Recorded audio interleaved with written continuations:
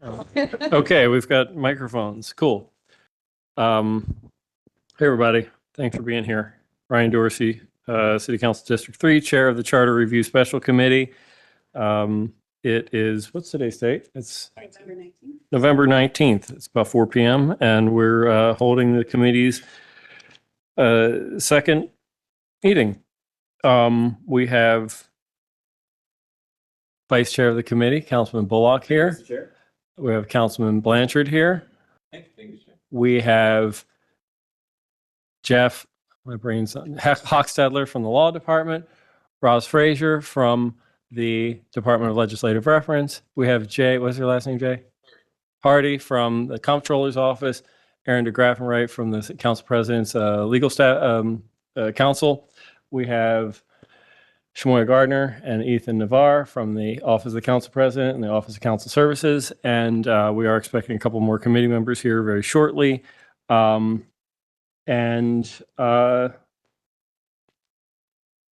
We have an agenda today. We're going to start by looking over, we're going to have a review of new topics that were submitted to the commission.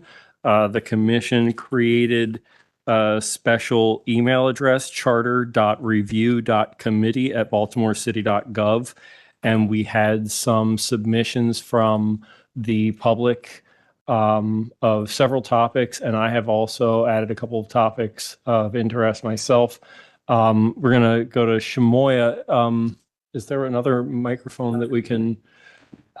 All right, we're going to get another microphone there for Shamoya, and she's going to read through these topics that have been submitted. Just as a reminder, we want to take in topics and give them all due and fair consideration. I do expect that even like the ones that we've already reviewed in the last meeting, which we'll start to get more into today, that we're going to continue to talk about what is appropriate or inappropriate charter material. And I expect that as we go along further in this process in the coming months, that it'll become clearer to hopefully the general public and others, kind of what belongs in the charter and what doesn't really belong in the charter, and but is something that we can take up hopefully or perhaps in other ways. We have Councilman Jones, member of the committee, here with us. We're also joined by Councilman Glover. Thank you for joining us here today.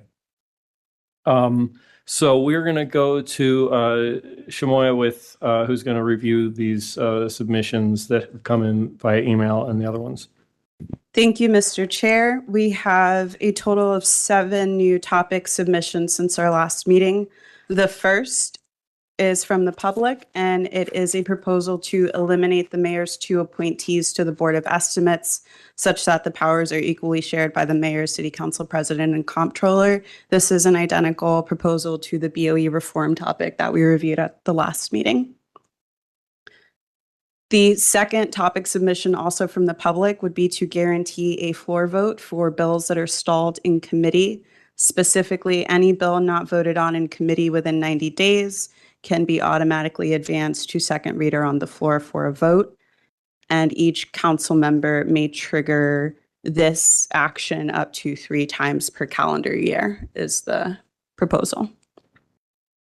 The third topic submission broadly says to restore democratic control of the budget to the city council by ensuring that the mayor submits a draft budget, not a final proposal, ensuring that the council can amend, add, and reallocate funds, ensuring that the council adopts the final budget by a majority vote of the council, and ensuring that the mayor would not have veto power over the budget in general or any specific line item. The fourth topic submission from the public would be a consolidation of all offices into executive departments that would be under control of the city administrator. The fifth topic, also from the public, would be to establish special recall elections and a process for the council president's office. Say that again. The fifth topic submitted from the public is to establish special recall elections and a process specifically for the role of the council president. Okay.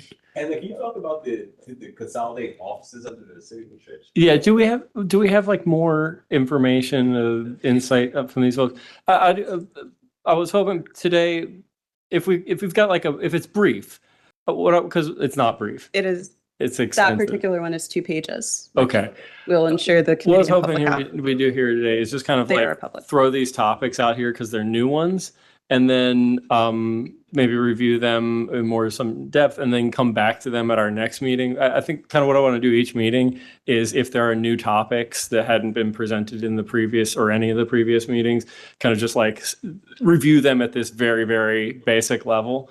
Kind of bring them into the record and then go on to the topics that we've already had submitted to us. But that one, yeah, I believe there's a lot. And do we know who these are coming from? Like, are any of these anonymous? No, Okay. Okay. So we know, and so we can follow up with these folks also if we want to. Okay. Read that administrative one. I just want to hear what it says. it is 2 pages. Not just change. Okay, so with the summary you gave before. Yes, the consolidation of all offices into executive departments, which would be under the control of the city administrator. What? How? I don't even That to me sounds like exactly what we already have. I was curious. Yeah. Okay. And Unless you're trying to say specifically under city administrator versus the mayor, but it's already. That's literally what the charter already says. the further details of that proposal and all of the other topics submitted are available in Legistar. Okay. Cool. Okay. Cool. The 6th topic comes from a member of the committee, from the chair. This is a topic related to establishing accountability restructuring for the city administrator, such that the city administrator would also be accountable to the city council, not just to the mayor. This one's my suggestion for consideration, that in other municipal systems, it's not uncommon for there to be somebody other than the mayor who is like, the mayor is the executive head, the city council is the legislative branch, and then there's this like city manager or a city administrator person who's essentially like independent and operational, and who, in order to establish that independence from like kind of unilateral political influence and direction, is essentially equally accountable to both branches, the executive and the legislative branch. With that as much as sort of something betwixt having. What you're mentioning is somewhat betwixt, if I use that word. Congratulations The chief on the use administrative of the word. officer or city administrator and a council manager. There are some forms of government where the council manager is literally approved by the council, and it's a weak mayor form of government, right? Mm-hmm. So the mayor is just like ceremonial, but the council has hiring and firing power over the manager. I'm not saying we would have that, but I get what you're saying, and I think there's a middle ground there where the council has more latitude over the manager. Yeah. Interesting. Yeah. And the final, now I got to do it. And the 7 topic submission also comes from the committee. This is a topic of repealing term limits that were established by the passage of Question K in 2022. I'd like to repeal term limits. That's my suggestion. And that concludes all of the new topics submitted to the committee. Cool. Should we talk about the topics that were brought up in the previous meeting? I'm gonna finish making my notes here.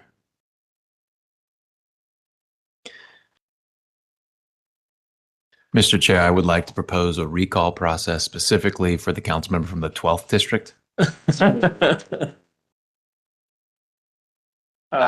Just kidding. Recalls only for whoever happens to be sitting to your left at any given time. I want to say thank you, Ethan, our staff, for they put together some excellent notes from the last meeting. They're on Legistar. Are they? They're in the. They're linked in the agenda for today's meeting. Are they linked generally? Yes, they are. They're also in the bill file. In the bill file Yep. for for Bill. this as an LO. I forgot that this actually has like an LO number, LO 250038. So I like this. It's a nice consolidated list of all the things. He also noted the specific points that I gave as kind of how I think about how we can begin to consider each of these topics. Just as a review, kind of we can start by asking this question of like, where does a given proposal fall among the following kind of three buckets? Is there consensus between the council and among the council and with the mayor's office or the executive branch? Is there consensus among the council but not agreement from the executive branch? And then is there a lack of consensus even among the council? And I think, tell me if you think this is crazy, but that like I think that we can try to we can ask ourselves, what's our gut sense on this, or what do we think?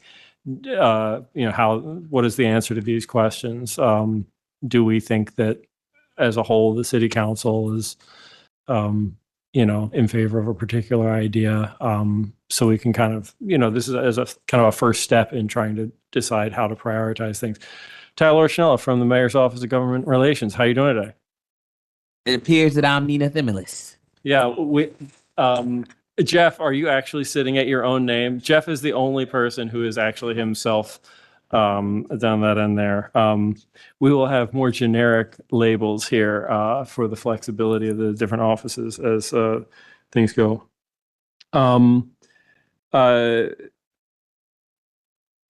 So then, so let's, I think we can start to talk about like, do we think that there is general kind of consensus about things? And then also ask like, what is the immediacy of the need? And also, we've got Councilwoman Ramos here. How you doing? How's it going? Sorry to be late.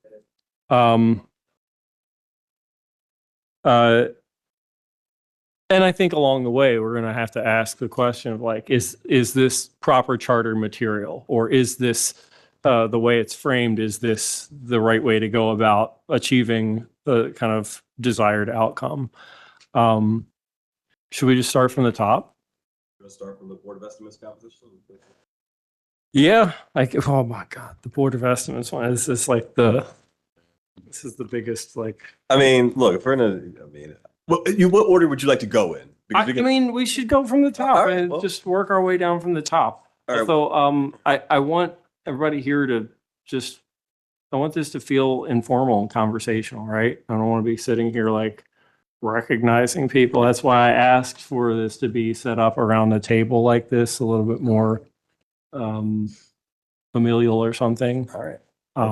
So we can just chime in. Let's jump right in. Okay, so If people get crazy, I will bring you on. all right, so most of us are familiar with the composition of the Board of Estimates and the sort of critiques of it. We've heard this for years, right? That Baltimore has a super strong mayoral form of government, has control of 3 seats on the Board of Estimates, which is 5. So essentially means that the mayor's vote is generally going to win. There have been iterations over time or suggestions over time, whether it be from members of the council currently, the current mayor when he was member of the council, other members that talked about this. Again, I get some of the arguments as for why. Again, some would say try to maintain that strong mayor form of government. Others might argue that having more collaboration and having more say between the comptroller's office and the council president's office would make it more egalitarian. There's also been suggestions over the years to have another member on the Board of Estimates, keeping the same number, but it could be someone other than a mayoral appointee, whether it be a member of the council or some other appointed individual. So I think there are multiple ways you can go at it, but it is something that we've heard for years, and I'm open to what others may have to say on that topic as well. I mean, there's also it's also been kind of equally floated, I think, this idea of just like abolishing the Board of Estimates, right? New York City doesn't have a Board of Estimates. The same kind of thresholds that we use for requiring procurement to go through the Board of Estimates. There's there's a threshold that just says like anything that meets that threshold goes to the full city council in New York, and they approve it. And they do those kind of approvals generally in the same format as the Board of Estimates, where there's a kind of a consent agenda where there are big things, and then if there are things of contentious nature that people want to pull out and actually have discussion about, they get pulled out. So thank you. So when this has been brought up, the multiple times that it's brought up, which I agree, we do need to make some changes. Some of the challenges that have come up from finance and from law has been, what about our bond rating? What about this? What about that? Do we have the information about what the implication is for whatever format we look at? Because again, I absolutely agree we need to make some change. I just want to make sure that we're understanding what the implications are. So for instance, there's no other jurisdiction in Maryland that has a Board of Estimates other than Maryland State, with the Board of whatever it's called. And so, to what extent there's thresholds that come to the city council. We raise the threshold so that, there's other things that go through without having to go through a lot of, so what actually, it seems to me like in order to understand what the format would look like into a change, because it sounds like we all want to do a change, it's what are the implications of each one, and, what so how it would balance. I'll just say I've never heard the rationale about affecting the bond rating, but I'd be curious of where that came There from. was I have a whole slide, something in I'm sure that because I asked the question around what the. You gave the answer. No. Fair. No, you're totally right. But what I'm saying is that there may need to be some more information to understand what the not just implications, but also like what is a stronger system, what works in other places, what are the thresholds that are being done in Prince George's and Montgomery County, for instance, or Baltimore County, to be able to, eliminate this. Because what we don't want is like a super strong mayor system where everything is done through some sort of finance committee somewhere that's not transparent, right? But what we do want is more transparency. So how much would go through the city council? Or do we take an iterative step, which is eliminate the two that are the mayoral appointees and just have three? So I think it sounds like we want to make change, but there seems to be some more information that's needed. Yeah, and I was going to say, I think all those things are what we need to consider, but just to kind of level set, are we looking to determine what bucket things are belonging, or are we having the discussion regarding what it looks like?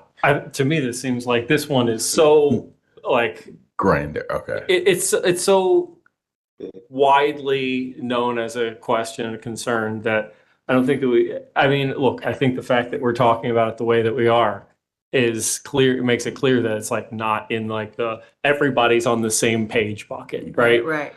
If anything, this is probably in bucket 3 where there isn't necessarily consensus even among the council, let alone consensus among the council and disagreement with the mayor's office, It right? sounds like those consensus though that we should make a change. Well- So there needs to be a bucket where there's like, we should make a change. We We just don't don't have all, we don't Yeah, know what it yeah. is. Change Right. that. But I guess some of the combing through is figuring out what that change and what that structure looks like. Yeah. And because that will be issues regarding like if we're going to because if we're going to make a complete change and completely change the structure or throw out the Board of Estimates because no one else use it or see a need for it, then now would be the time to have that discussion and potentially do it. But then in doing that, you run cross challenges like then where do these things go?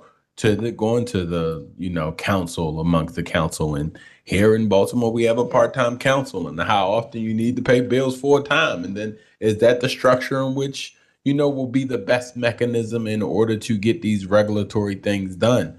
Then it makes me think back and look back of maybe we keep the structure, but then modify the balance of how many people are on it, but on top of that, so then those are kind of the two questions of weighing it out. And that's kind of my initial concern, or at least getting the information on if we didn't have a Board of Estimates at all, what would potential forms of passing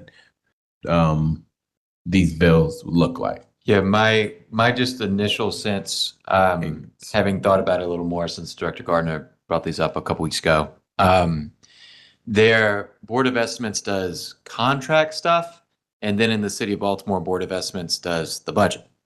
right? And as Comptroller Henry, I think very eloquently stated, we don't have a strong mayor system. We have a strong BOE system, and the mayor has a supermajority of votes on the BOE.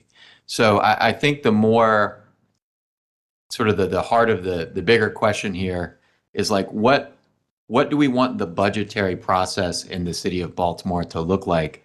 And I think we have to, the answers to these different proposals, does it go down to 3? Does it get abolished? Does it do X or Y or Z thing? The heart of the matter is what should the budgetary process look like? And then we sort of build things from there. I think that it seems like regardless of considering that there are like many ways that the BOE could potentially be altered or abolished, as the case may be, and that they all have kind of debatability to them, and perhaps merits to them each.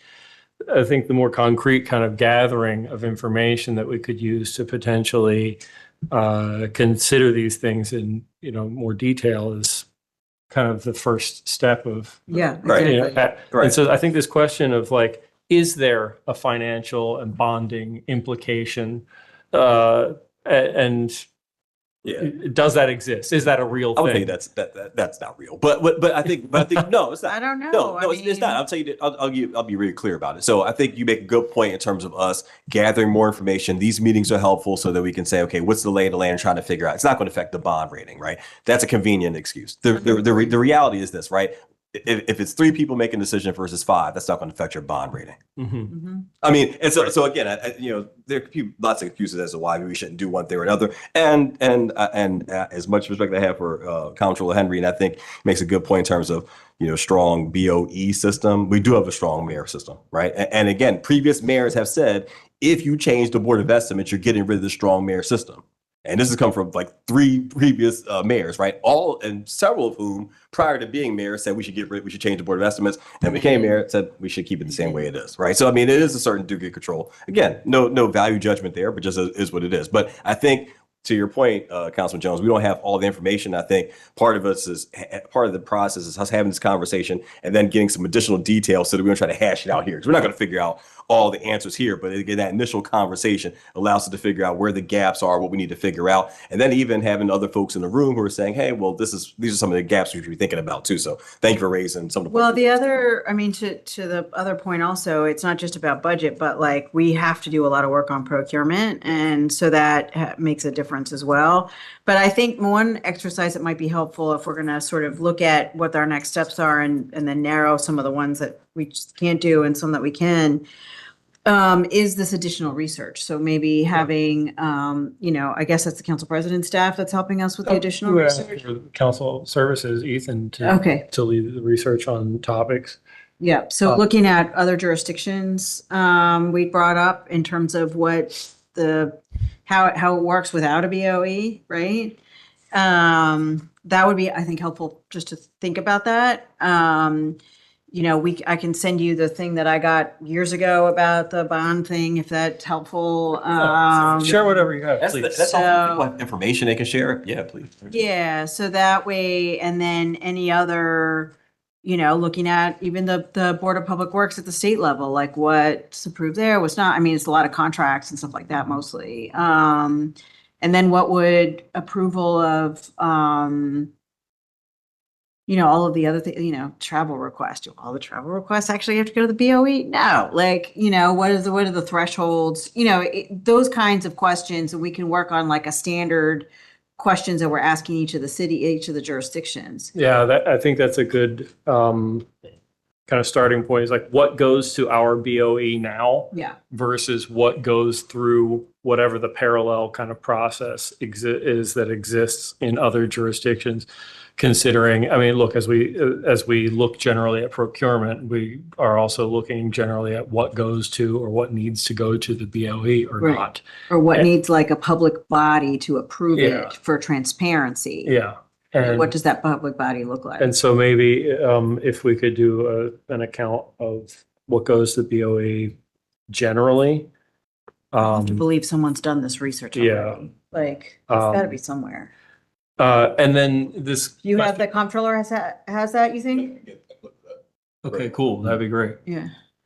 And then this issue of kind of thresholds kind of dovetails us or leads us into a completely separate topic of generally the procurement reform.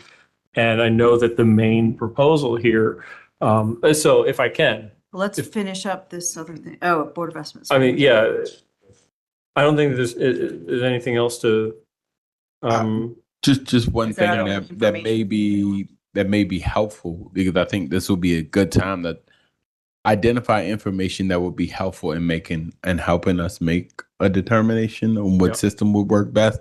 So one piece of information I think would be helpful for me is figuring out what by charter is required for our Board of Estimates to do, like the functionality of Yeah, it. Like, Right, that's, Yeah, that's what we're okay. gonna, yeah. okay, instead of like, what do we typically do? That's kind of what I heard from you. No, but like, what No, does it what have do to we be? do? used What do we What's in the do? charter that Yeah, that we have to do. we have Yeah. to do Versus Okay. what other places do, I think is also, if we can develop that kind of point of comparison.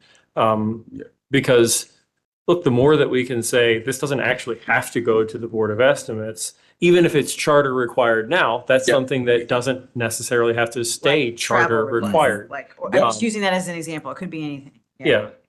And I'm sure that there are going to be some things that are in state law perhaps that need to go. I don't know. We'll want to make sure that we have an understanding of what's not just what's in the city charter or in the city code today, but what may exist in state law. I don't know. We have another couple of topics, just the way that this list is written out. But I think that it would make sense for us to just talk a little bit more about this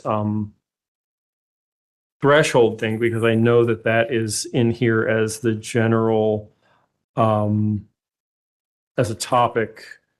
Where was that in the list here? It's in procurement. It's in procurement, yeah. So the financial topic. Financial topics, procurement reform.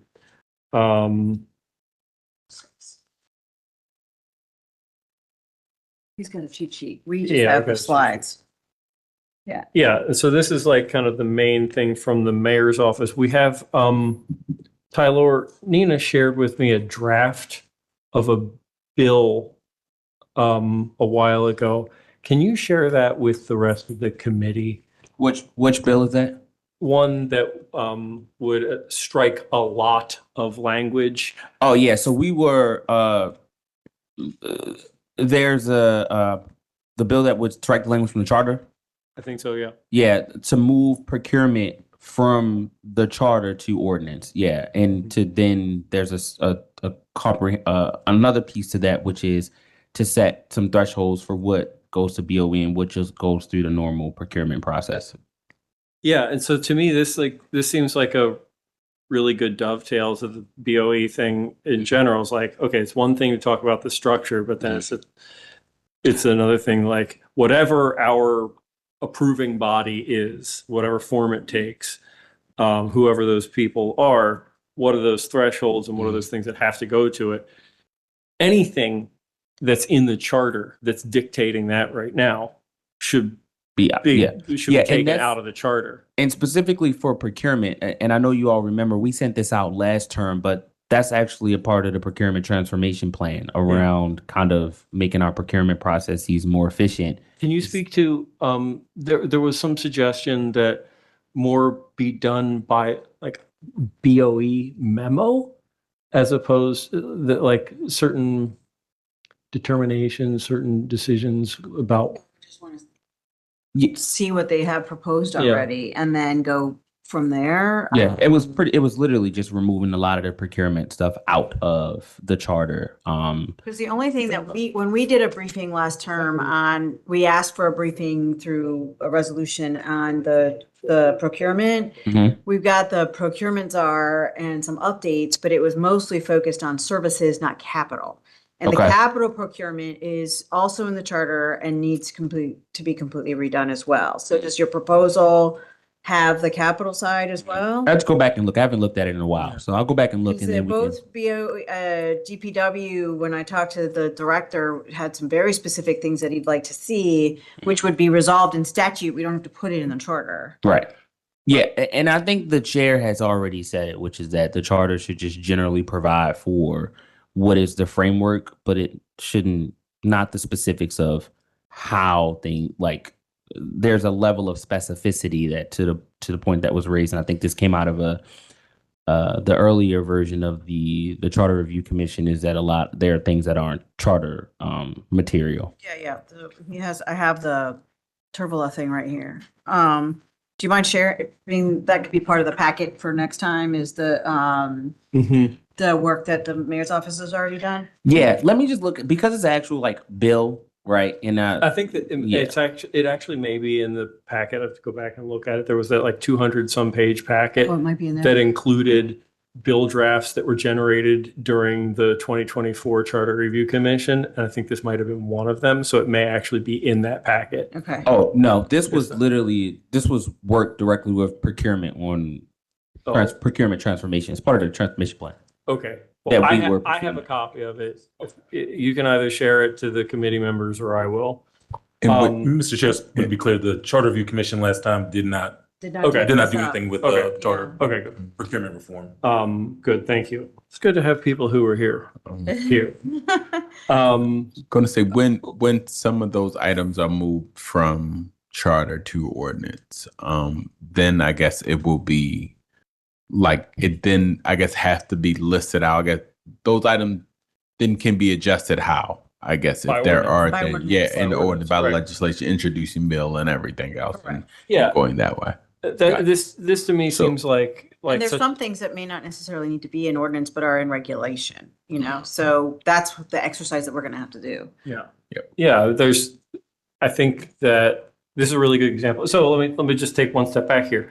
So we jump from kind of the BOE composition where I would say we're going to put this for now in this bucket of we don't actually have consensus about what our path forward is on this. But I would venture to say that on this idea of removing overly prescriptive procurement requirements from the charter, I would say conceptually to put them in ordinance instead. There's probably general consensus around this. The idea of Yes. just removing these overly prescriptive things from the charter. I guess I don't quite understand what moving it to being done by ordinance what that gets us. So right now,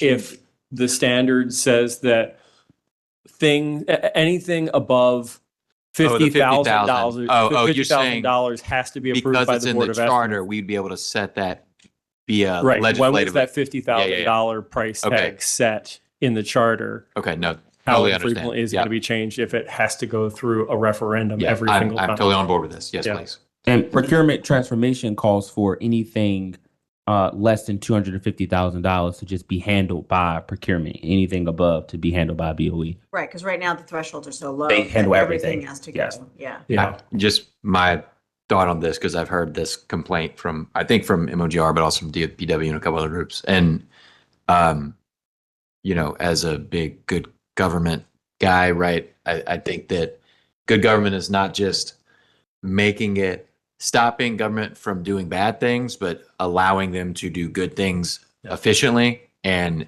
so we should, this is, I think, actually a really important thing, because there's a lot of dumb slowness to government processes that we are self-inflicting right now. That's All all right. in the charter. So That way we take it out and we can change it. Adjust it as we're appropriately. doing The legislation, yes. All right, so we've got one to put in a bucket here around which there's consensus, I think. Not necessarily, we haven't seen the details. I think this is the point where we say this one's one that we've got reasonable consensus around. We want to get a proposal in front of us as quickly as we can to start looking at the actual details of it. And then we probably want to debate any of the finer points as best we can, even before introduction, if we can do that. have a clean bill to come in. So the sooner we can kind of get to that, the better, I think. All right. I know that this one is already fairly well drafted. Roz, do you have a tab on that? As far as moving the procurement process? Yeah. There might be a past draft. I'd have to go Yeah. back and look, but Yeah. it's possible something has been put together already. Yeah. This one's a lot of just strike, strike, strike, strike. I imagine generally things that just strike lots of text are going to be a little easier to affect generally. Yeah. Okay, cool. So for the record, we've got one in one bucket, we've got one in another bucket here. We're making buckets. Oh my God, I was just at this groundbreaking for a recreation project, and there were so many sports references from the mayor and Delegate Young, and oh my goodness, it was a lot. Lots of Mervo and city stuff. Yeah. Get Get that right. All right, let's jump back to the top of the list and keep working our way down here. Board of Finance composition. This is one that comes from the Office of the Council President. Do you want to speak to this right now? Does Aaron want to speak to this? Sure, I can speak to it. I mean, this is just to more or less to add council presence to the Board of Finance, and would also add the solicitor or that position's designee to the Board of Finance. Can we get an update on or an overview of what is the Board of Finance? Yeah, this is what I was going to say. How many of our committee members here have ever basically thought about the Board of Finance? I don't want to show my ass here, but Had some conversations about it, but I think it'd be helpful for the public also for overview. Yeah. Because I So, want I to be mean, able we to just delve do- into this, but I want to be able to come from a fairly knowledgeable place. And I don't know how, is it like a very in-depth thing that we should do some outside research on before we come and take up a lot of committee time with it? No, I mean, just very simply, I mean, there's certain things that the city, the administration can't pay for or engage in unless it gets approval from the Board of Finance. So the best, most recent example is the non-contiguous TIF bonds. They cannot go put bonds out on the market without getting approval from the Board of Finance. Does that, do they also, but they also have to get approval from the voters? No, No. no. Okay, and they also, that's a geo bond issue. Okay, But that and- also does and still do they need to require- get approval from the Board of Estimates? Yes. Yes. They have to go to the Board of Finance and they have to go to the Board of Estimates and us. No, but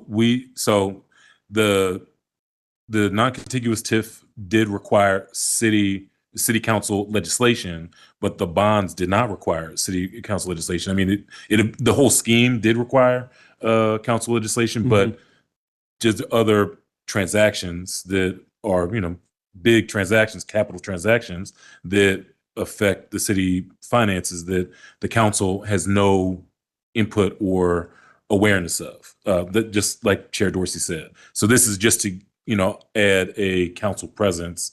So the council, currently it's the mayor, comptroller, and 3 members of the public. Right. So Mayor Scott, comptroller Henry, and 3 members of the public. Appoints the members of the public the mayor. Mayor. with advice and consent from us? No. No. Have you ever considered? No. That's why I was thinking, I don't think we've actually. No. So the whole thing. What is okay. Is there a statement of, I don't have the charter in front of me on this section. Is there a statement of purpose to the finance? The Board of Finance. The Board of Finance. There is. I didn't. I don't have it. Yeah, either at the so moment. there's a Board of Finance with, right. There is a Board of Finance which shall advise the department and exercise those powers and perform the duties provided by law. What department is it referring to? Finance. Okay, there is a Board of Finance which shall advise the Department of Finance, okay, and exercise those powers and perform those duties as required by law. And then is there a section on duties? Position. Yes. Position, So mayor. there are Clerk. 8 duties, and I can just read them off real quick because I have them. So it authorizes and issue certificates of indebtedness of the city and determines all matters pertaining to the issuance and sale of certificates of indebtedness. Selects all depositories for city funds, so the banks. Fixes the nature, amount, and proper custodian of the security to be given by any such institutions for the faithful performance of its obligations for departments or collection. The board is the only body that has the authority to issue temporary loans consistent with the charter and is empowered to authorize the issue of negotiable or non-negotiable obligations of the city, including promissory notes. The board reviews the 6-year capital improvement program and first-year capital budget as recommended by the Planning Commission and reports its recommendations to the Board of Estimates, oversees all city trust accounts, reviews all city investments and other matters related to debt, and designates a clerk to the board who shall keep its accounts and a record of its proceedings. Okay. And they meet the fourth Monday of the month at 3 p.m. in the BOE room. Is this just generally, is this a common thing for us, for a jurisdiction to have? That would be another point of research, I think, to see what this types of function, how it's done in other jurisdictions. Right. Yeah. My question is one, like, why isn't this something that the department head and his staff are just able to determine on their own? Or why, if there needs to be something other than the department head and his staff, is it not something that goes to the Board of Estimates? I have no idea what the answers to these questions are. There could be very legitimate reasons for this, but I'd like to get a sense of what those might be. And the implications, if we change the Board of Estimates, what are the implications and changes to the Board of Finance? You know, It's not like a reciprocal Yeah. change. They don't. I mean, if you would want them to be, is the Yeah. sort of answer to I don't that. see any specific crossover. Yeah. Is that, My initial hearing of this is kind of to your question. It seems I think if the mayor's wants to keep this, then it's fine. But if the mayor wants to do away with it, that's also fine because it seems redundant. I'm not sure what it would be. Not Yeah, feel I'm like it would sure bring of it. accomplished here. it sounds like it was put in well- because they needed the expertise Yeah, on this particular subject. To both points, one thing that would be helpful, whether it's now or in the future, whether it be the mayor himself or designees talking about this, but also I think Comptroller Henry has a deep knowledge of city government, right? Even back from why things work the way they work, right? So there may be a rationale that we don't have now, and I know we don't have all the answers today, so that's part of the research. And even whether it's physically them being here and saying it or just providing a statement would be helpful too. So it also sounds like we're doing some research on the body itself rather than just adding more people to it, which I think is fine, right? I think it's hard to determine whether to change something Sure. if you don't really know why it exists in the first place. So let's try to get some more information historically or administratively, comparatively, why this exists, if it should exist. If Aaron can look into this, or who feels like they're the comptroller's office, and Ethan, Jay. Yeah, I can have Bill get some more information around that. Okay, cool. I know he has. I would be specifically interested in getting a response from the mayor's office on what they think about this as well. It seems Yeah. like in their purview of If- stuff. Tyler, do you think that we can get the finance director to kind of give his 2 cents on this, or Laura? I mean, just Let me let me check in because I think that what we're also going to want to do, I think, from the administration's perspective, is kind of meet internally and talk through some of, obviously the items that are here and kind of gauge what the administration's posture is there and what the appetite is for some of these items. Yeah, but regardless of like political position or anything like that, I think it'd be helpful for us to have an understanding from the finance director as to why this board exists, if it's necessary at all, or what the finance director relies on them for, perhaps that he wouldn't do all on his own or among his own staff. Well, he's also got the benefit of having worked in other cities. So he may have some Mhm. background from New York or wherever he's been. Mhm. Same with Laura. And they've worked in other cities. So they Yeah. could have some Yeah, insight. on this, it would not be Laura, be the director, be Director Moxa. Yeah. Okay. Okay, so this is we don't have consensus. We want to get some more information. Parking benefits districts. We talked about this last time a little bit. Yep. I'll talk just briefly about the idea and then go into thinking about whether it's adding something or taking something away from the charter. The idea is we should allow, say, like main streets that have parking meters to run their meters for more hours, and then we're able to capture that revenue and pump it back in locally to the main street. Or my idea would be specifically to distribute it across the main streets in the city, right? You'd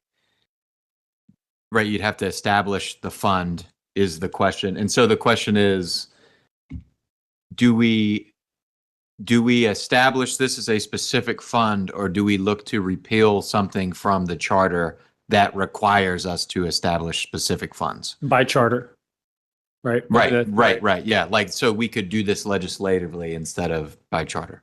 Can I, let me just, this is, I think, a general question for law, DLR. Like, what specifically is the thing in the charter? I think this is, because this is one of numerous topics or points where we're going to broach this issue of special funds having to be established in the charter. And they're going to continue to be interest in special funds, or the idea of like specifically directing specific revenue sources to specific purposes. What is the specific language in the charter that makes it so that this cannot be done by ordinance, that it has to be done by charter? I think that's kind of a foundational point of consideration. There's 2 points here. There's establishment of the fund, Mhm. and then there's giving us, the city council, authority to put money in the fund. Well, if and we, create funding sources. if 'Cause we do not have authority to do that right now. if we identify what it is specifically in the charter that is making it so that we have to do this by charter instead of allowing us to do it by ordinance, then the whole concept, the whole question of like creating the fund is something that could be done by ordinance. So I just searched non-lapsing fund in the charter, and it gives me the non-lapsing funds that we've created. Right. And so the question is, there is something, what is that thing? That's correct. Or That's what I'm trying rather to find. it's not the enabling, it's the disabling thing that's in the charter. It's the thing that says, these are your specific budgetary powers. And so the Yeah. creation of a Okay. non-lapsing fund City council. falls outside of our specific budgetary powers that we're able to exercise by ordinance. So what is that constraint that specifically establishes the parameters of our budgetary powers that disallows this to happen by ordinance, such that anytime we want to create a special fund or direct funds by ordinance? I mean, I was on the Public Art Commission meeting this morning. We have had this public art fund, this 1% for art, since the 80s in city code, even though it's not enforceable because it's in city code. It would only be enforceable if it were actually in the city charter. And, you know, somewhere in the 80s, Schaefer was able to get this thing passed through in ordinance. But meanwhile, like everything else that's a specific direction of funds is actually being done in the charter. Aaron? I apologize if I'm off base, but I mean, generally speaking, the council and the mayor and city council can only direct funds by way of the ordinance of estimates, which comes from the board of estimates. So that's why any of these special funds gets created, because those special charter funds makes it such that it's outside of the ordinance of estimates, and they're the non-lapsing funds. Right. So that's the thing in the charter, because that's not coming from state law or public local law or Right. anything like that. That it's- That's the thing that's in the charter. I It's want to in- see. And we'll be clear, it's in the charter Yeah. about under the Board of Estimates duties and authorities to create the budget. Right. And so this speaks to this thing, like, if it didn't say that this is explicitly the purview of the Board of Estimates, then it becomes something that the council could legislate on. And so what is it in the charter specifically that is keeping us from being able to legislate? But the council can legislate on it in the ordinance of estimates. Yeah, but that's different, right? I mean, like, if we have to, if there's a specific, like, all of these, if not for this thing in the charter that carves this out as a specific, the existing system of, then we could just put these non-lapsing funds or the mandate for certain funds to be set aside in ordinance rather than having to do it by charter. So I think. Hold on, Jeff. Well, I mean, I think there are two slightly separate questions going on. One is, if a non-lapsing fund is going to be created, does it have to be created by charter? Like, maybe that's the first question. The second one is then the funding for that fund. That can be funded then through the ordinance of estimates or not, and the council has some power there. But are those the two separate questions here, like funding for the fund and then the existence of the fund? Sort of. think And again, the idea of, for example, the Public Art Commission, the Public Art Fund, 1% for art. It's not the creation of a non-lapsing fund. It's the mandate that 1% of all capital projects funds be dedicated to public art. It's not a non-lapsing fund. It's just an ordinance that says this is how the budget has to have this little slice taken off in the capital budget. And similarly, this idea, if I can just try to summarize this parking benefits district thing, is basically like some portion of metered revenue from specific areas can be redirected back to some entity to kind of spend it, in a way that would benefit the neighborhood from which the revenue actually came. The meter revenue actually came.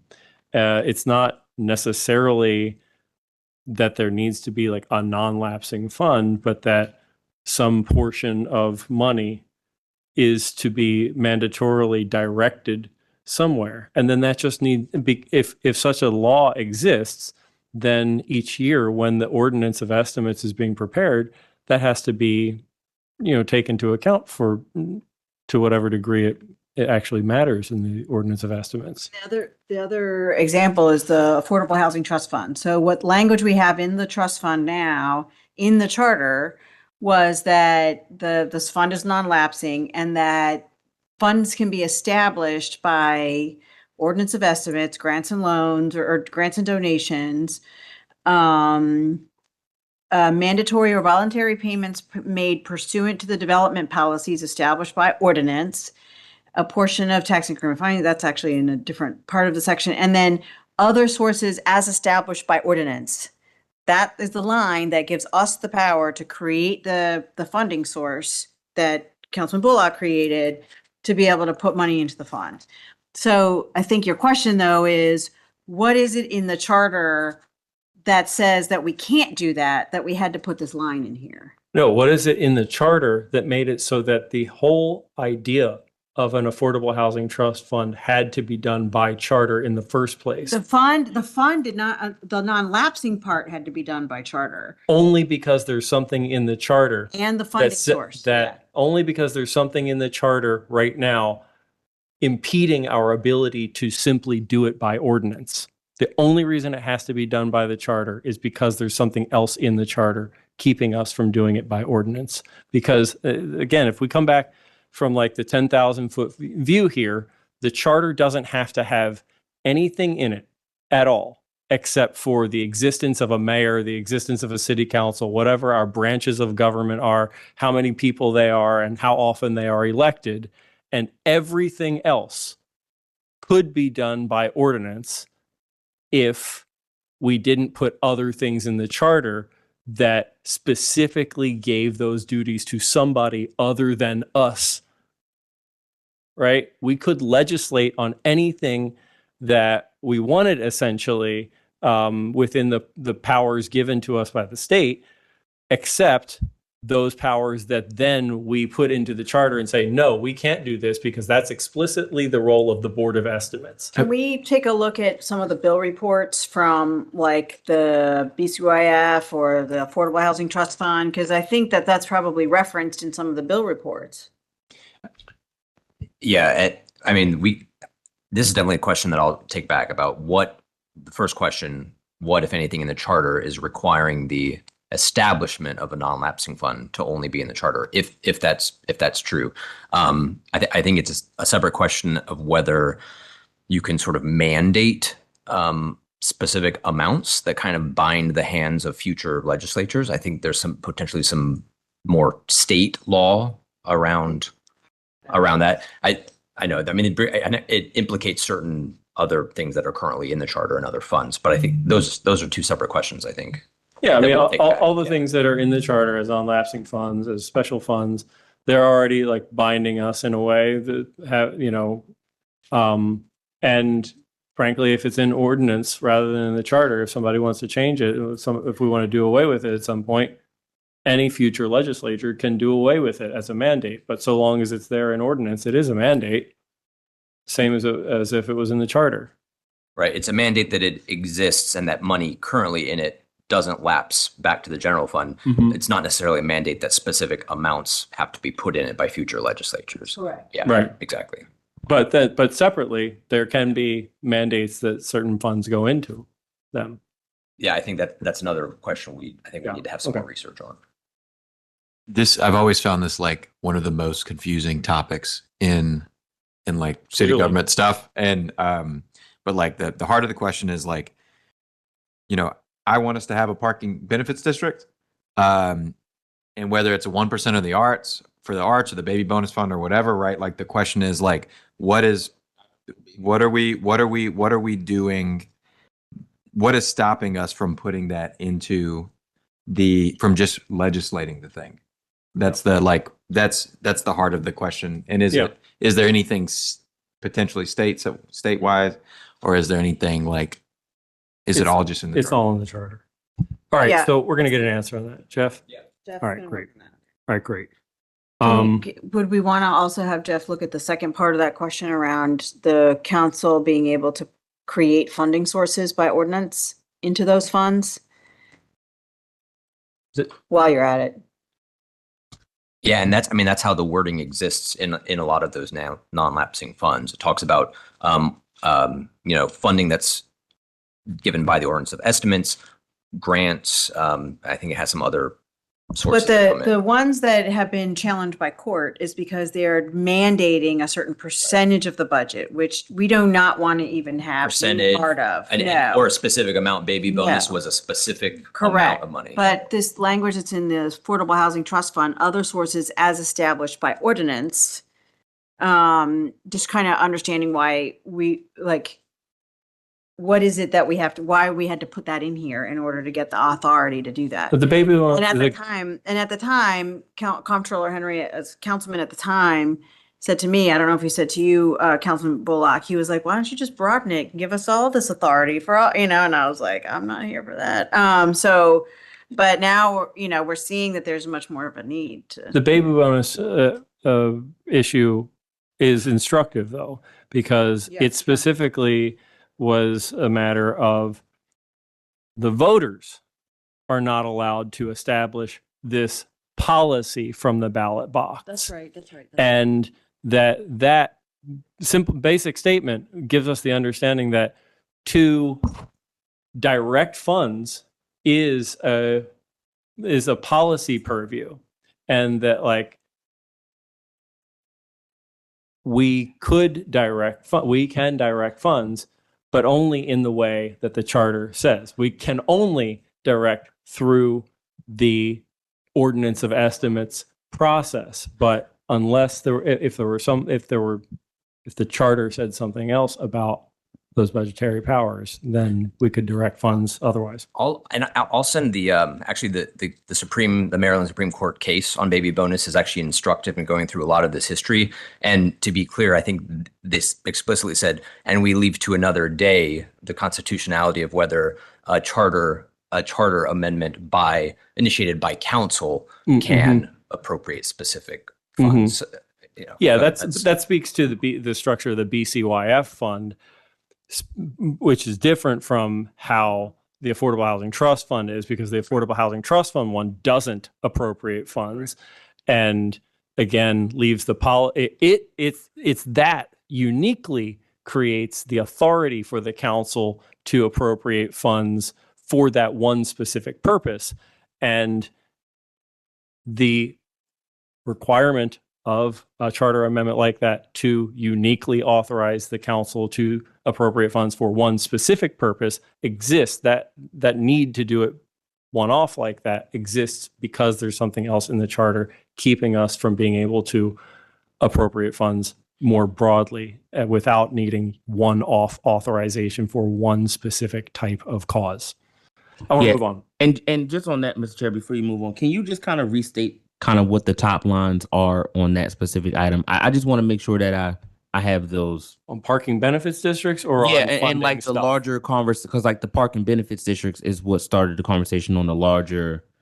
Parking benefits districts is about basically being able to say money that comes from specific meters in a specific area. And it's gonna be crude, but Right. meters and meter revenue from a specific Main Street area can be, instead of directed to the general fund, can be reallocated back to that Main Street area for the Main Street area in order to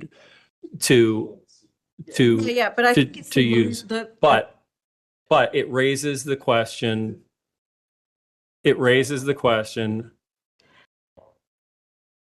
yeah. Of why we would need to do such a thing by charter instead of being allowed to do it by ordinance. Got that, Tyler? Okay, so this would allow for the creation of parking benefits districts, essentially. But I would say that from the Charter Review Commission perspective, it shouldn't be narrowed to parking benefits Right. districts, because we Right. could be saying we want to create a fund to, I get hire it. more housing inspectors, and so we're going to put all the money from the tickets that people are paying into that fund in order to hire more. I'm just making that up. Yeah. But so the language and the idea of what we're trying to do is the broader language. Yes. Okay, so that we covered under parking benefits districts. We covered what was here about So it's something that comes later. Too. Yeah, and then and then immediately after it, we had Councilman Ramos' opportunity for the city council to create funding sources and direct them into those funds. So I think we've sufficiently covered two topics just now. Yes. Next is about the reform of the Department of Legislative Reference and Office of Council Services to essentially be one entity. Also separated out from the mayor and city council. So it would be a separate entity. Right now, it's under mayor and city council. It Yep. would be a separate entity, similar to how we have the OIG. And so it'd have its own article in the charter. And the idea is to have them both be under one roof so that we're getting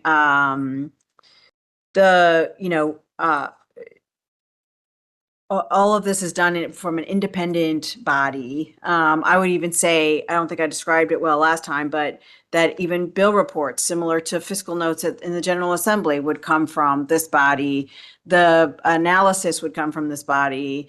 The staffing of the committees would still come from this body, but it would be a body that's working on behalf of, it's independent. So the information that's coming from the body is not the mayor or the city council.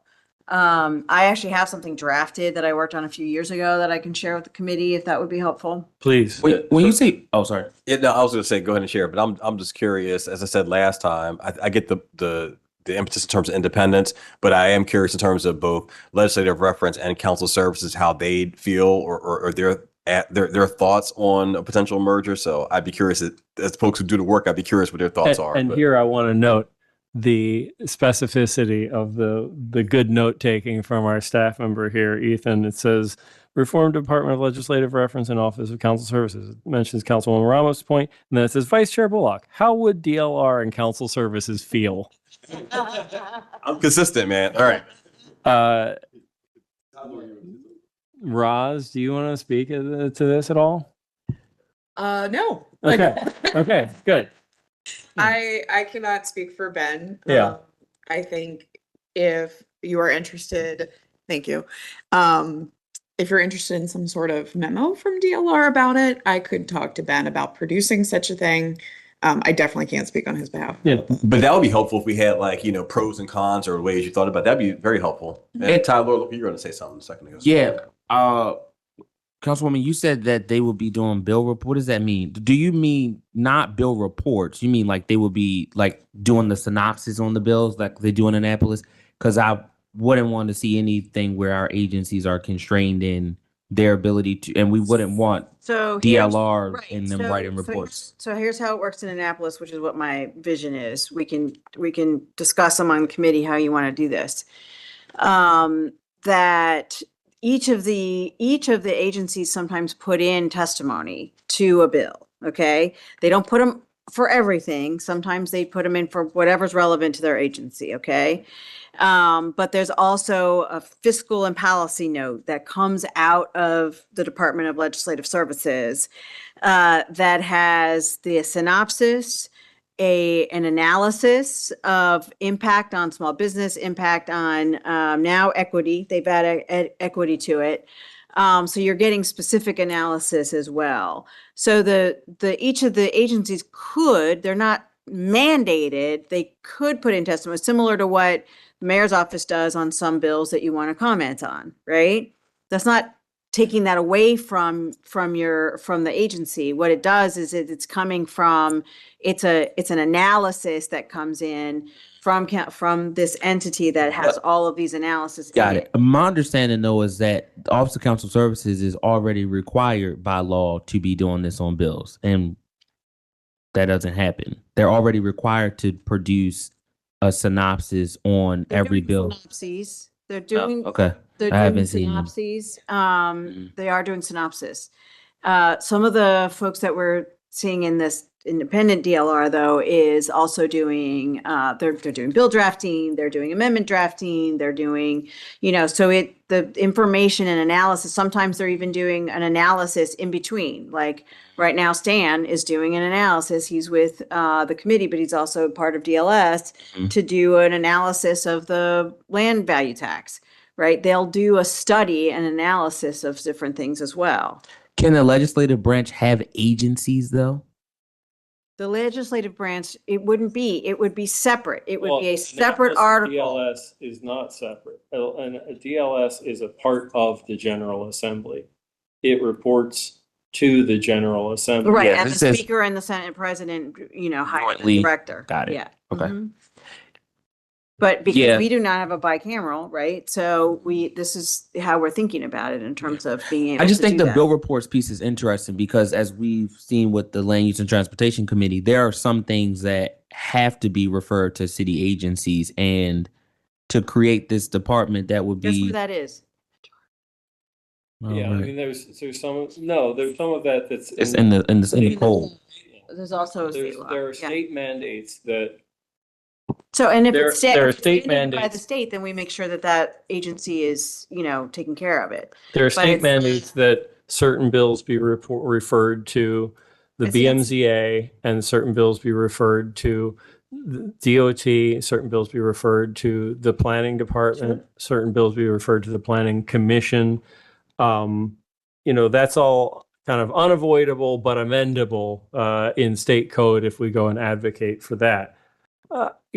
I happen to like the idea that DLS does these reports, and basically if an executive agency of the state government has something to say about a bill, they are more than welcome to come and testify on that bill, but they're not compelled to, and the legislature doesn't explicitly refer things to, because look, if you go like, well, what is such and such an agency whose like performance we don't love, right? If this agency is not doing things in the way that we want them to do it, and then we say, we actually think there's a better way for you to do it, and that agency is like obstinate and doesn't want to change the way they do things, but then we're going to put in a bill to do this, and then we're going to ask that agency to report on it, and that agency is then saying, here is the official reason why we don't want to do this, and we're going to use this in the official record to like influence you from doing this thing. That's kind of silly and self-defeating in a way, or it's us creating an obstacle for ourselves as like policymakers, as leaders, whatever.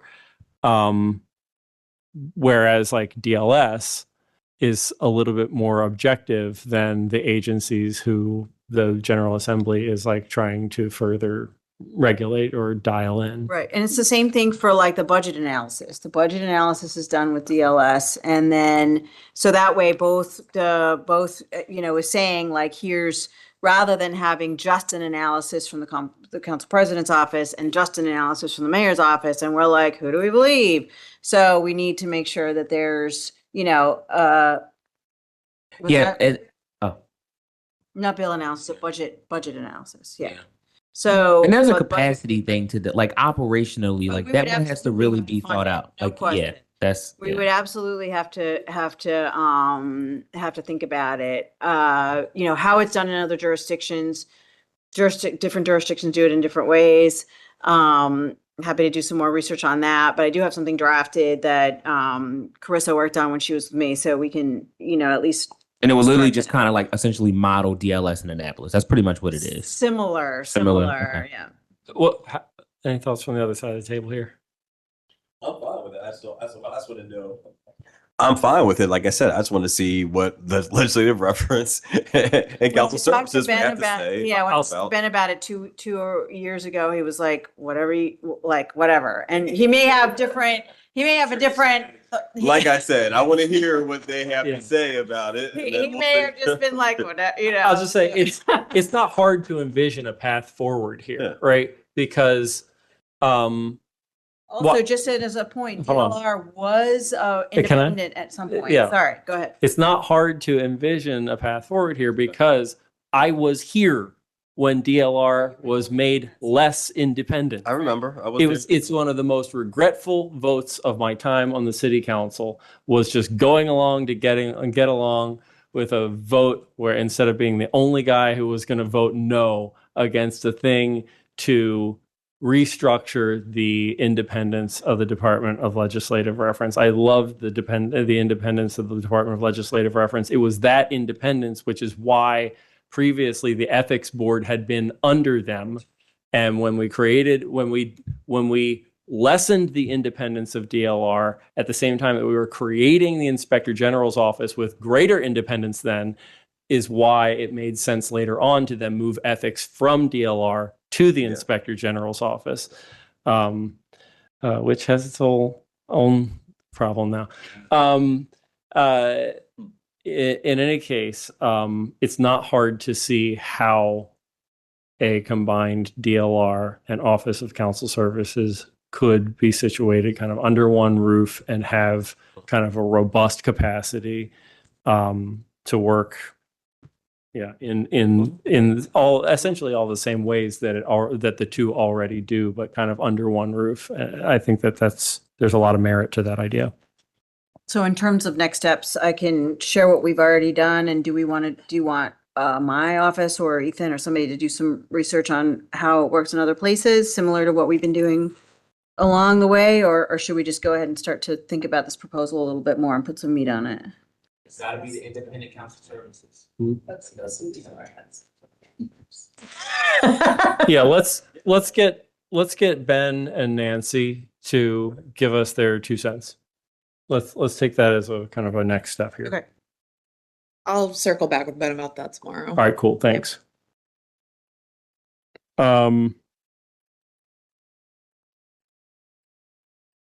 I need to go and speak at the Transportation 101 thing at 6 o'clock. So if I leave here by like 5 of 6, What's 5:18? 5 of 6, no 5. Wait. Okay, let's say 5. Yeah. So we've covered structural topics here. We did also talk generally, we did touch on this first of procedural topics, overly prescriptive provision reform. I think I'd like to just talk about this for a little bit. Coming back to this point, like there's nothing that needs to be in the charter except for there's a mayor, there's a city council, it has this many members, they represent districts, they're all elected every so often. Everything else is fair game to be done either by executive order or by legislative act until we put other things in the charter. There's a bunch of stuff in the charter outlining in fairly extensive detail the existence and makeup and powers and duties specifically of Department of Public Works, Department of Transportation, Rec and Parks, Health Department, and other agents, DGS. None of this needs to exist in the charter.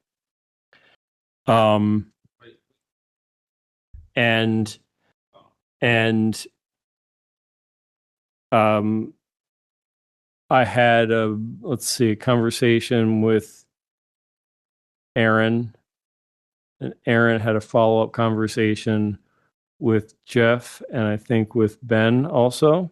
Is that right? Did the three of you talk together? There was an email thread. Okay, Yes. email thread. And was with the law department and with DLR. You said you had the Tervola thing? I have it right here. Where is this? I was going to bring up whether what you're talking about really goes with what Tervola is saying here, and we just need to follow his guidance. There's this, yeah, and then there's just general because There's a thing about the departments here. if there's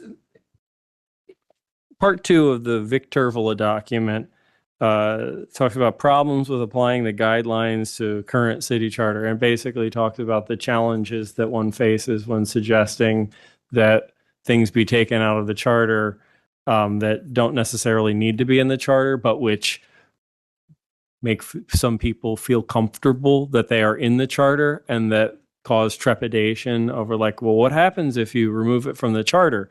I guess, I don't know how I exactly want to frame this, but coming back to these questions of like, what's our general sense here of like how people might feel?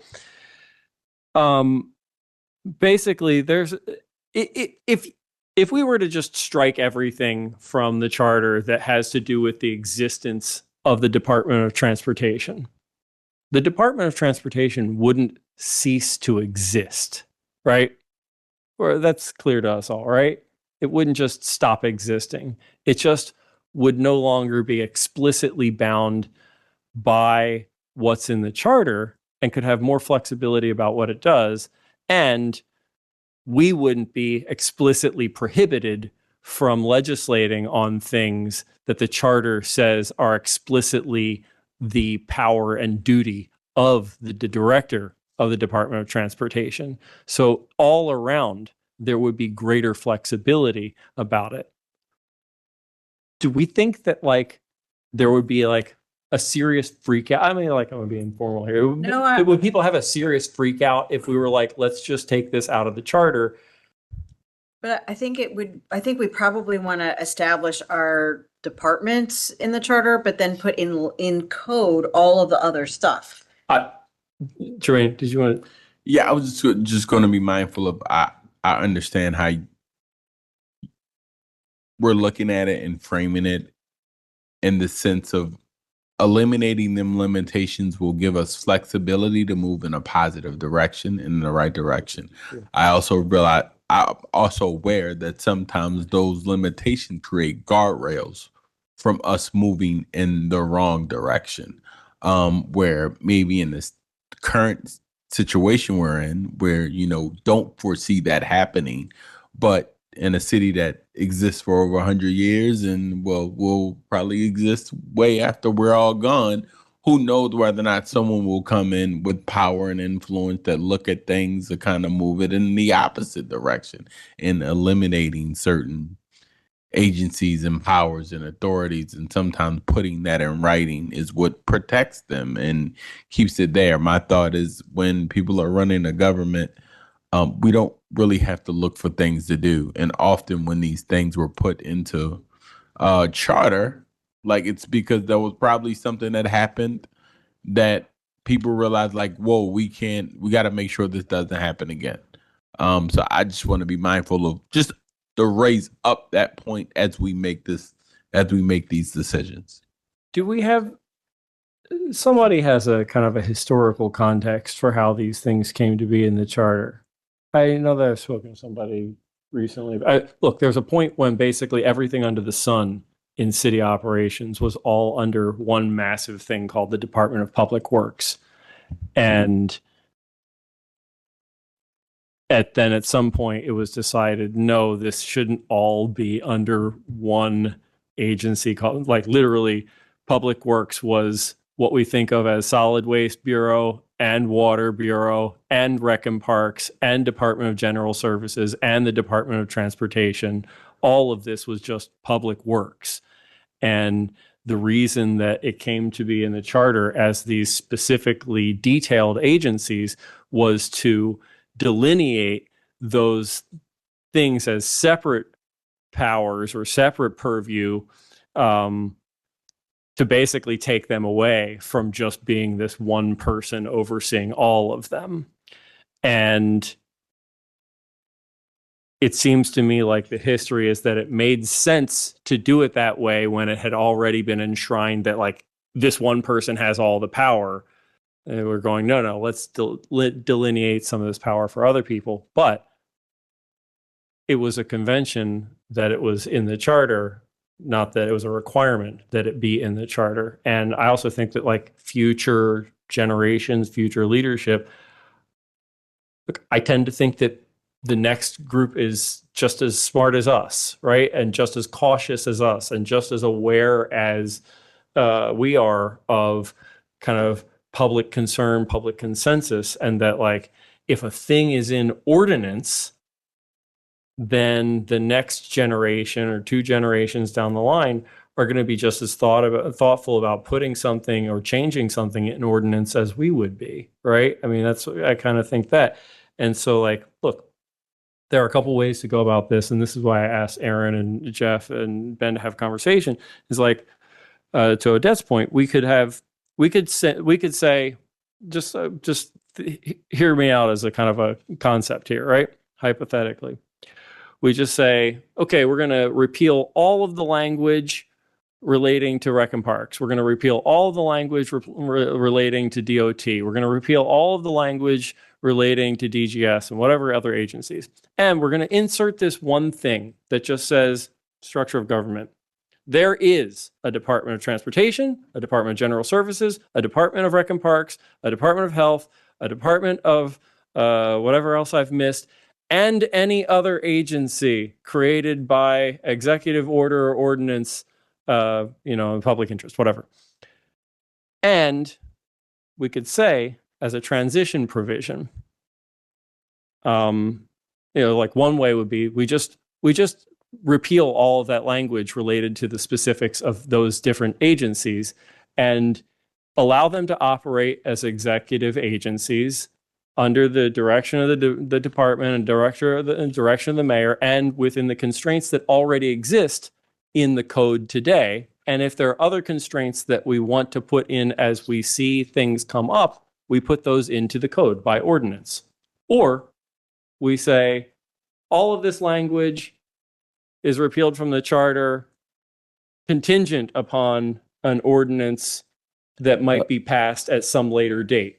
Or you could also Jeff has a Yeah, I mean, as a general matter, but if you repeal all the stuff, it's not like there's an enormous vacuum. These are still executive agencies. You know, they can be organized in the executive discretion until an ordinance comes along and sort of changes. So I don't know that you need explicit transition language. Like that's just the effect of how these agencies exist. right, and I think that speaks to like the Turvola Yeah. thing. It's like when you want to remove things from the charter that don't need to be in the charter, you may face trepidation from certain people. If you remove it and don't replace it with something else, then people might freak out essentially. Like, but if we were concerned with the potential for people to freak out, we could put in a transition provision that says like, okay, actually this stuff is going to go into the code instead.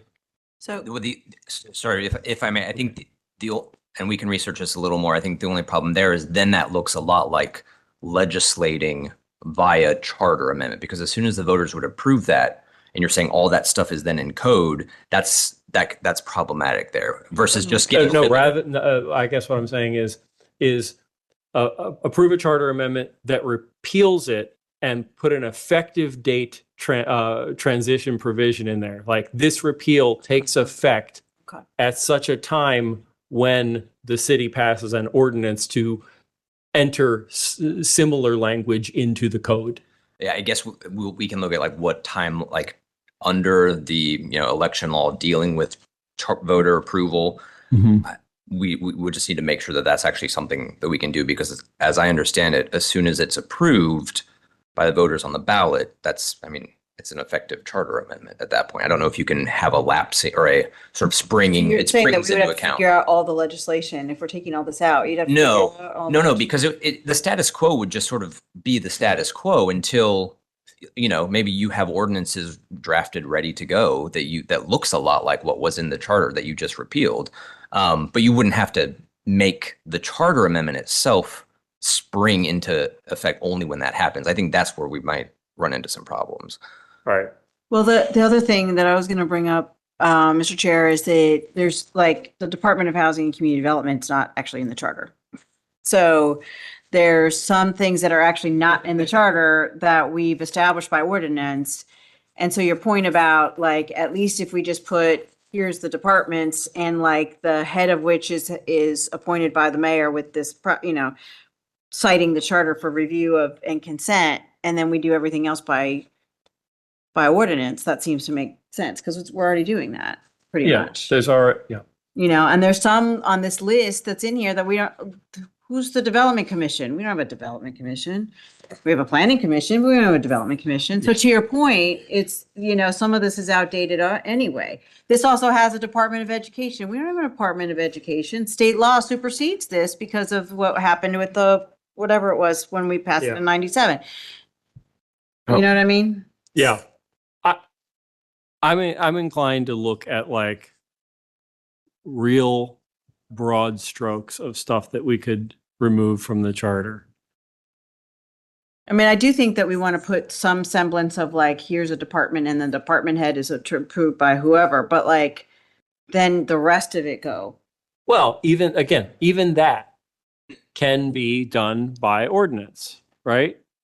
Right, which is what We don't have to say in the charter. Like in addition, first of all, we don't have to say there is a Department of Transportation. But if we do say there is a Department of Transportation, we don't have to say that is headed by a director. But if we do say there is a Department of Transportation that is headed by a director, we also don't have to say who is subject to nomination and confirmation by X process.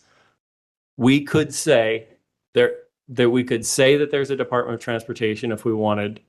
And then by ordinance, we can say the head of the Department of Transportation must be nominated and confirmed. I kind of look at this charter as kind of like, the rule book, the unofficial rule book or whatever. Question, what is it? I've been hearing this conversation about doing something charter versus doing something as an ordinance. What makes a charter, something in the charter, a lot stronger than something being written down as an ordinance? It just seems like it's harder to change, but by law, is it something that is harder for someone to overlook or someone to say, I don't have to listen to because it's an ordinance? I mean, when something's in a charter, it seems like there's a harder argument for someone to not do something that's in the charter. But when something is an ordinance, you might have someone be like, it's an ordinance. Does that kind of really apply to me? I mean, these are some of the things we want to consider where, yeah, we can move it from out of the charter and into an ordinance, but then how concreted that somebody has to follow it later on in the future. We violate charter requirements all the time. There's a charter requirement that says that every city. On that note, while am I even here?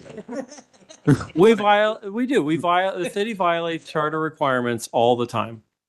And I mean, even as you can see, it says that there are departments that clearly don't exist. The charter says that there's a Department of Education. There is not a Department of Education. The charter says that there is a Board of Development, Department of Social Services. These things don't Department of Social Services. These things don't exist, but the charter says that they do, right? The charter says that every board and commission has to meet at least once annually. They don't. Many of them don't even have members appointed to them, right? Compensation Commission, we never. So there's all kinds of things. What the more pressing concern, and the thing that we run into that's more concerning, is that when the charter says this thing is the purview of this department and this director, and the public expects us, the elected representation of the city, to lead to fix some problem that people are experiencing. And we go and we say, okay, I'm going to put in a bill that fixes this thing, that changes this thing, or makes it so that this agency has to do this thing this way. The law department looks at the charter and says, well, you can't legislate on that because it says that that is explicitly the purview of this one person who is the director of this department. And so you're not allowed to legislate on that. And so we're not able to perform the thing that we're expected to do by the constituents that we represent in our districts and throughout the city. And I've encountered this on numerous occasions. One good example was that I wanted to put forth a bill to limit the ability to assign take-home vehicles. The fire department has vehicles assigned for no reason except for daily commuting to people who live in Pennsylvania. They're driving 60 miles round trip on a daily basis, and we provide them this vehicle just so that they can commute from home when it's their choice to live that far away from us in the first place. They could live down the street, but they don't. We don't have any obligation to provide them that vehicle, but the fire department chooses to. And so when I went to put in an ordinance to say that we're going to constrain the conditions under which a take-home vehicle could be assigned to a person, the law department opined, well, the Department of General Services is given authority for the maintenance, repair, and operation of vehicles, and interpreted the word operation to mean who is allowed to operate a vehicle. In my opinion, an absurd interpretation of the word, given the context that it comes with maintenance and repair in the same sentence. It obviously, to me, means the operability, the functional usability of the vehicle. But it was interpreted by the law department to say, no, it means operation as in who is allowed to operate that vehicle. And I went to the Department of General Services director at the time and I said, do you know anything about this? They said, we have absolutely nothing to do with who is allowed to operate a vehicle. That is the purview of the agencies, and that is the purview of risk management as to who is allowed to operate a vehicle. But the law department's opinion stood that we can't legislate on it because operation means who operates. And if that one word didn't exist in the charter, we would be able to legislate on this topic. But because it does, we can't. And it's a word that is one of hundreds of words in a section on the Department of General Services that need not exist at all. And so the question to me is, do we tweak that by removing that one word only to later find that there's some other word somewhere else that's causing a similar problem when we try to respond to some other concern by ordinance? Or do we just get rid of all of the words that don't need to be there and allow us more broad flexibility in order to respond to needs? The other thing, just in terms of your question about sort of charter ordinance, I mean, every entity that is an elected, government needs to have some, like a constitution, which is what this is, okay? And then there's things that don't necessarily need to be in the Constitution, but need to be in law. And the Constitution is sort of the basic principles, right? There is a president, there is a vice president, there's a Congress, there's a, and that way it gives our form of government, right? All this other stuff about procurement, all the other, that just doesn't need to be here. So there's also the idea of, and this may be part of the history where there was a couple past mayors that were just like, we want all of this power under the mayor and we're going to put it in the charter since it's so that it is harder to change. Yeah. Oh, and I follow it and I get it. And thanks for your explanation, Chair. It sounds like you're the only person who actually follows the city charter then. Well, I no disagree one with violates that, it. Sounds like obviously. you're the only one. No, but the only reason why I raised it up in there, and it's just in the current mindset of where we are when dealing with the federal administration. It seems like the only rules sometimes people listen to are the ones that are in the Constitution. But when it comes to laws, folks are like, it's kind of law. I really don't have to listen to it.